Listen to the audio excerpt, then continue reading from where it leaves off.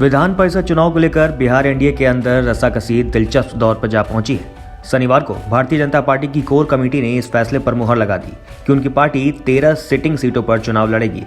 स्थानीय निकाय कोटे से होने वाले इन सीटों पर बीजेपी पहले से ही अपना दावा करते रही है। बाकी बची 11 सीटों पर उसने जेडीयू के चुनाव लड़ने की पेशकश भी कर डाली है, लेकिन परिषद चुनाव में सीट शेयरिंग का असल पेच 2 सीटों को लेकर फंसा हुआ है। बीजेपी के अंदरूनी सूत्रों की माने तो मधुबनी और दरभंगा सीट को लेकर बीजेपी और जेडीयू के बीच सहमति नहीं बन पा रही है। यही वजह है कि जेडीयू के नेता 50-50 के फॉर्मूले की बात कर रहे हैं, जबकि बीजेपी परिषद चुनाव में अपनी कोई भी सिटिंग सीट छोड़ने के लिए तैयार नहीं है। मधुबनी सीट फिलहाल बीजेपी के पास है और सीट पर जेडीयू की तरफ से भी दावा किया जा रहा है। दरअसल जेडीयू खेमे में ऐसे चेहरे मौजूद हैं जो इस सीट से दावेदार हैं, जबकि दूसरी तरफ बीजेपी का सीधा कहना है कि वो अपनी सिटिंग सीट नहीं छोड़ेगी। उधर दरभंगा सीट को लेकर भी रस्साकसी बरकरार है। दरभंगा सीट से जीत हासिल करने वाले सुनील सिंह का निधन हो चुका है, लेकिन बीजेपी इस सीट पर एक नया उम्मीदवार देना चाहती है। बताया जा रहा है कि इसमें कैंडिडेट को पार्टी के कुछ केंद्रीय नेताओं ने कमिटमेंट तक रखा है, जिसकी वजह से दावेदारी की जा रही है, जबकि इस उम्मीदवार को लेकर ही जेडीयू की तरफ से खासा विरोध है। दरअसल बीजेपी जैसे चेहरे को यहां उम्मीदवार बनाना चाहती है, वो कभी जेडीयू में हुआ करते थे।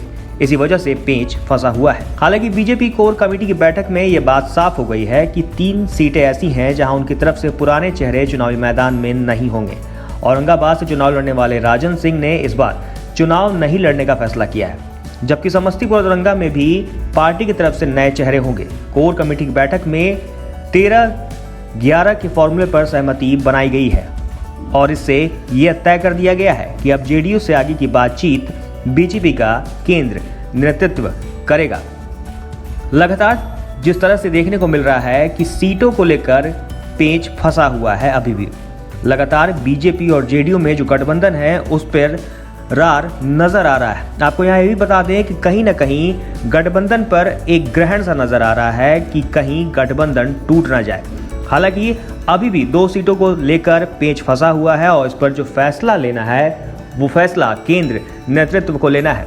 अब देखना ये होगा कि जो केंद्र नेतृत्व फैसला लेता है उसको जेडीयू मानती है या नहीं। ऐसा माना जा रहा है कि केंद्र नेतृत्व के फैसले का इंतजार सभी को है और जो भी फैसला होगा वो आखिरी फैसला होगा। फिलहाल इस खबर में इतना ही। आप देखते रहिए भारत 7 न्यूज। अगर आपने हमारे चैनल को सब्सक्राइब नहीं किया है तो सब्सक्राइब जरूर कर लें, बेल आइकन दबाना ना भूलें। साथ ही साथ हमारे फेसबुक पेज को भी लाइक कीजिए ताकि आपको छोटी बड़ी खबरों की नोटिफिकेशंस मिलते रहे। आपका बहुत बहुत शुक्रिया।